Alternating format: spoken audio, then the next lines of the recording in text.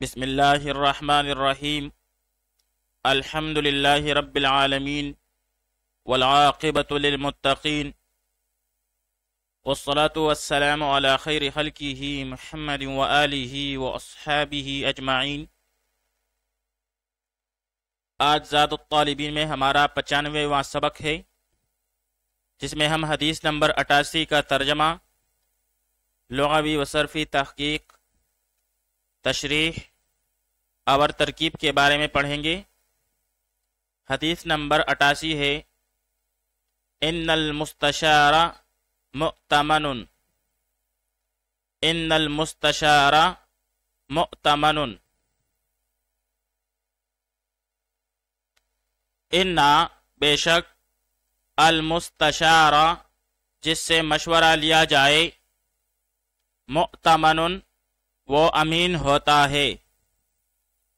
ان بے شک، المستشار جس سے مشورہ لیا جائے، مؤتمن وہ امین ہوتا ہے۔ اب یہاں پر المستشار یہ صیغہ اسم مفعول ہے از باب استفعال، جیسے استشار یستشیر استشارتن۔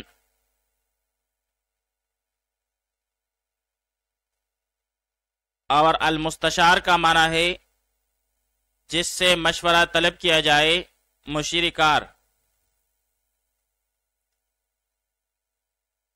پھر المستشار الصحفی بمعنی پریس کونسلر، صحافتی مشیر۔ اور المستشار الفنی بمعنی ٹیکنیکل ایڈوائزر۔ پھر مجرد میں باب نصر ینصر سے مستعمل ہے، اور اسی سے شعور بمعنی شہد ہے، اور اسی سے مشورہ ہے۔ جس طرح مکھیاں چتے پر بیٹھ کر شہد بناتی ہیں، اسی طرح لوگ مل کر کوئی بات طے کرتے ہیں، اسے مشورہ کہتے ہیں۔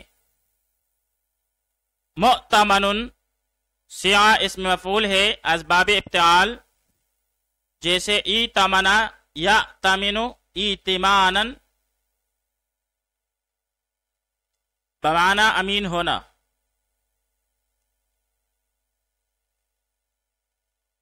پھر مجرد میں باب سمع یسمع سے مستعمل ہے، بمعنی اعتماد کرنا، امان دینا۔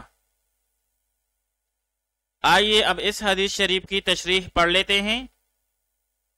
نبی کریم صلی اللہ علیہ وآلہ وسلم نے ابو الہیثم سے پوچھا کہ کیا تمہارے لیے کوئی خادم ہے؟ تو انہوں نے کہا نہیں۔ اس پر نبی کریم صلی اللہ علیہ وآلہ وسلم نے فرمایا کہ جب ہمارے پاس قیدی آئیں تو آ جاؤ۔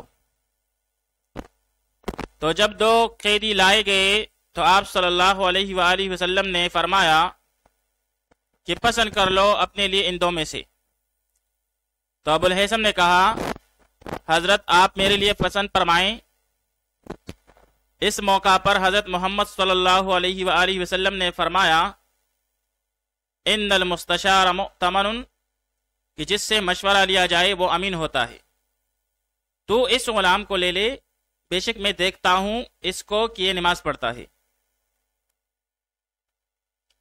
تو بھائی اس حدیث شریف میں مشورہ کے آداب میں سے یہ فرمایا گیا ہے کہ جب کسی سے مشورہ لیا جائے تو مشورہ دینے والا امین ہوتا ہے۔ اس کو چاہیے کہ خیر خواہی اور پوری فکر کے ساتھ مشورہ دے، مشورے میں خیانت نہ کرے۔ جو اس موقع پر اپنے لیے پسند کرے وہی اپنے بھائی کے لیے مشورہ دے۔ ایک اور روایت میں آتا ہے کہ جس نے کسی بھائی کو کوئی ایسی رائے دی جس کے متعلق اسے علم تھا کہ بلائی دوسرے کام میں ہے، تو اس نے اپنے بھائی کے ساتھ خیانت کی۔ پھر مشورہ لینے والے پر بھی یہ بات لازم ہے کہ وہ بھی ہر ایک سے مشورہ نہ لے، بلکہ اہل بصیرت سے مشورہ کرے، جیسا کہ صاحب روح المعانی نے خطیب بغدادی رحمۃ اللہ علیہ سے نقل کیا ہے کہ حضرت علی رضی اللہ تعالیٰ عنہ فرماتے ہیں کہ انہوں نے نبی کریم صلی اللہ علیہ وسلم سے عرض کیا کہ آپ صلی اللہ علیہ وسلم کے بعد اگر ہمیں کوئی ایسی بات پیش آئے جو قرآن اور سنت میں نہ ہو تو ہم کیا کریں؟ تو آپ صلی اللہ علیہ وآلہ وسلم نے ارشاد فرمایا کہ میری امت کے عبادت گزاروں کو جمع کر کے مشورہ کرنا، تنہا فیصلہ نہ کرنا۔ آئیے اب اس حدیث شریف کی ترکیب پڑھ لیتے ہیں۔